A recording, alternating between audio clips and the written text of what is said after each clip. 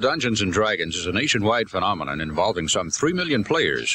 Sales for this year are projected at $27 million. So many books, when they come out like that, you wonder whether it's going to be a flash in the pan, big thing one season, and then fade out to nothing. We find that it's something that's been growing and growing and growing. It's magical, mystical, and it's mesmerizing the young people and adults across the country. It's a form of low-cost adult fantasy. Clubs and societies can be found on virtually every campus, from junior high right through college, and neighborhood groups have formed. And some of the bad things that happen in D&D games come from players who are too attached. And D&D is not without its critics. They like to cite an incident in Chicago a few years back when a missing youth allegedly involved in Dungeons & Dragons was found dead in a sewer. Some fundamentalist ministers in California have asked that the game be banned. They claim it's the work of the devil. One of the things I assure my characters is that they have to realize the characters are part of them, not the other way around. But D&D fans far outnumber their critics. Some enterprising teachers, as a matter of fact, have even started scheduling games after school, relating the skills required to play to basic courses. And it's even responsible for Ken and Julie Stewart's marriage. They met playing Dungeons & Dragons at a tournament a year ago. Well, if we hadn't been playing and been interested, there would never have been any other opportunity for us to meet. That's right. Participants build their own characters, determining not only abilities and weapons, but their alignment with good and evil. And then they enter the fantasy world created by the Dungeon Master.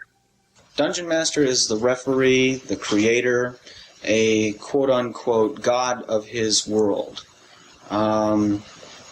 He is a true neutral in all respects. He not only creates all the monsters, and he creates the scene and the people and everything, but he also has to play the players through and let the players destroy that world, kill all his monsters, destroy all that work that he went to have the players have a good time, and thus the Dungeon Master has a good time. He derives a little pleasure from seeing the people go through and live the world that he's created.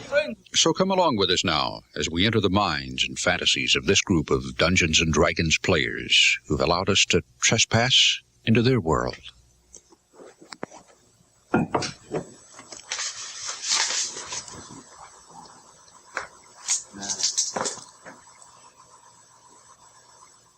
Okay, people, we've got our party together. I think it's about time you introduce each other to each other. I think the fighter and the thief start out together, if I'm not mistaken.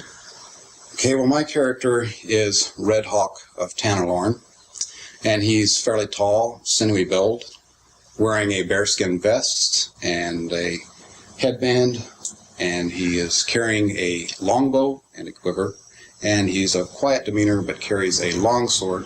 My character is Morlock of Withmire. He is an elven thief, 6 feet tall. He is carrying a very nice brown curved bow. He has long silver hair and a patch over his left eye.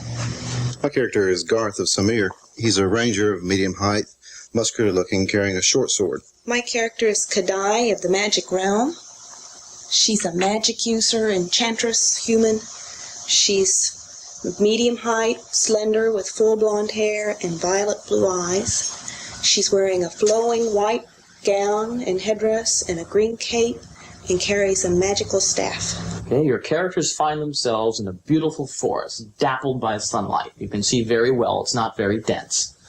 In fact, it's rolling hills, and it leads down to a small creek, which is principally dried up. There are paths everywhere, which you know will lead you to what you seek. The gem of the enchanter. Now, the gem is guarded by many strange creatures. You know that you're going to run into them. This one is not going to be easy. You're all going to have to be extremely careful.